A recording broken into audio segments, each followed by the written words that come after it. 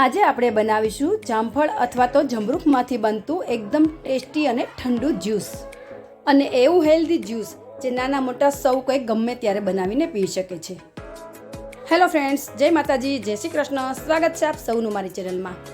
તો ફ્રેન્ડ્સ, આ જ્યુસ આપણે એકદમ અલગ રીતે બનાવવાના છીએ, તો આખી રેસીપી સ્કીપ કર્યા વગર જરૂરથી જોજો. અને હજુ સુધી મારી ચેનલને સબસ્ક્રાઈબ ના કરી હોય તો કરી દેજો, અને મારા નવા વિડીયો જોવા માટે નીચે આપેલ બેલ આઇકન બટન પ્રેસ કરી દેજો. અને તમે મારા વિડીયો કયા ગામ કે શહેરથી જોઈ રહ્યા છો તે મને જરૂરથી જણાવજો. તો ચાલો આપણે રેસીપી બનાવવાનું ચાલુ કરીએ. તો જમરૂખનું જ્યુસ બનાવવા માટે મેં થોડા પાક્કા એવા જમરૂખ લઈ લીધા છે, જેને મેં પહેલેથી જ ધોઈને સાફ કરી લીધા છે. તો સૌથી પહેલાં આપણે જમરૂખને કટ કરી લઈશું. અત્યારે હું આ એક જમરૂખમાંથી જ્યુસ બનાવી રહી છું. આપણે પહેલાં બંને સાઈડ આ રીતે કટ કરી લેવાની છે. હું અત્યારે લાલ જમરૂખમાંથી બનાવી રહી છું. તમે કોઈ પણ જમરૂખ લઈ શકો છો.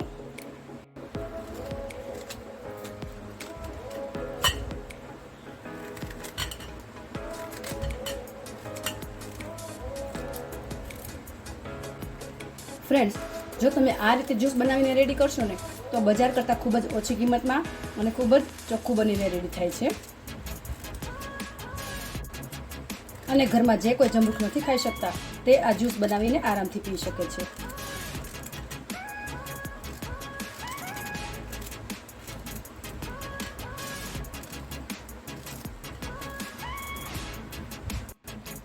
તો આપણે જમરૂખને કટ કરી લીધું છે. ફ્રેન્ડ્સ, જો તમારે આ જ્યુસનો કલર વધારે ડાર્ક જોતો હોય તો તમે આ રીતે થોડો બીટનો ટુકડો પણ એડ કરી શકો છો. હું અત્યારે નેચરલ જ બનાવી રહી છું. હવે આપણે આ જમરૂખને એક મિક્સર જારમાં એડ કરી દઈશું.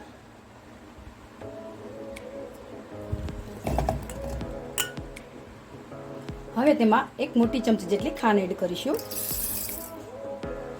ફ્રેન્ડ્સ, હું અત્યારે પાકા જમરૂખમાંથી જ્યુસ બનાવી રહી છું, જે થોડા મીઠા જ હોય છે, એટલે મેં એ રીતે ખાંડ એડ કરેલી છે. જો તમે કાચા જમરૂખમાંથી બનાવતા હોય તો તમારે એ રીતે એડ કરવાની.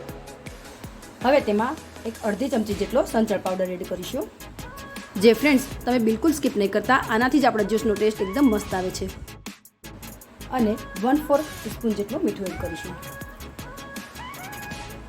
અને અડધી ચમચી જેટલો લીંબુનો રસ એડ કરીશું. લીંબુનો રસ એડ કરવાથી આપણું જ્યુસ એકદમ ખાટું મીઠું બનશે.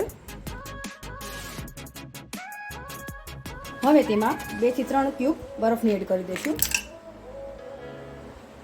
અને અડધા કપ જેટલું પાણી એડ કરી દઈશું. હવે આપણે તેને ગ્રાઇન્ડ કરી લઈશું.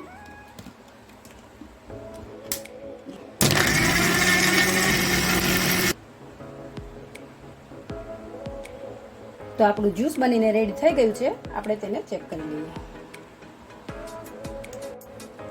ફ્રેન્ડ્સ, જો તમારે આ જમરૂખના જ્યુસને સ્ટોર કરવો હોય તો તમારે તેમાં પાણી એડ કર્યા વગર જ ગ્રાઇન્ડ કરી લેવાનું. હવે આપણે આ જ્યુસને ગાળી લઈશું.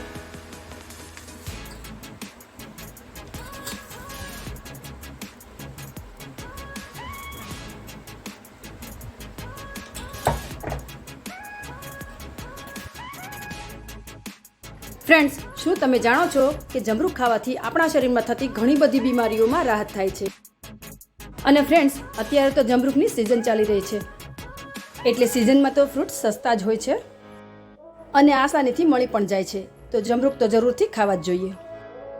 તો આ જ્યુસ તમે જરૂર ને જરૂર એકવાર ટ્રાય કરજો, અને મને ફીડબેક આપવાનું ભૂલતા નહીં.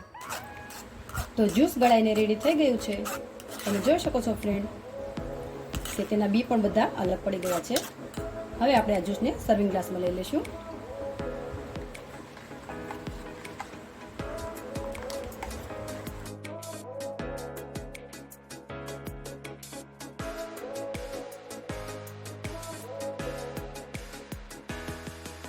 અને ઉપરથી થોડો ચાટ મસાલો અને થોડો મરી પાવડર સ્પ્રિંકલ કરી દઈશું,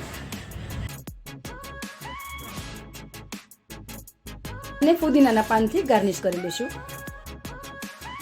તો તૈયાર છે જોતા જ પીવાનું મન થઈ જાય એવું ઠંડુ ઠંડુ હેલ્ધી જમરૂખનું જ્યુસ.